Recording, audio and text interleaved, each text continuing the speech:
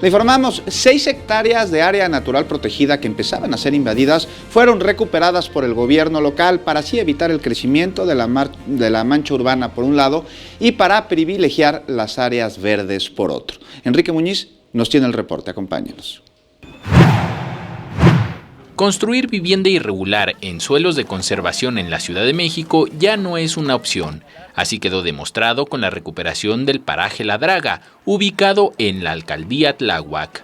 La idea de estos operativos tiene que ver con un esfuerzo que estamos haciendo por contener las invasiones y no permitir que sigamos perdiendo suelo de conservación y suelo de esta zona, como decía Columba, que es patrimonio mundial, cultural y natural de la humanidad. En 6 hectáreas recuperadas se construiría vivienda precaria.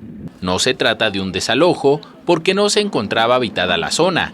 Así lo detalló la secretaria de Medio Ambiente Marina Robles y la jefa de gobierno Claudia Sheinbaum.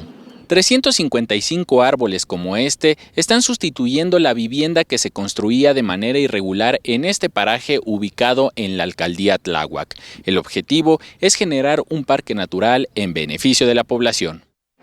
La jefa de gobierno detalló que la creación de un parque no generará gasto extra para el gobierno capitalino. Es inversión por administración, en realidad no es una inversión adicional, sino es los propios viveros y el trabajo de las distintas secretarías, ¿no? Con sus propios trabajadores, no hay una inversión especial para este espacio.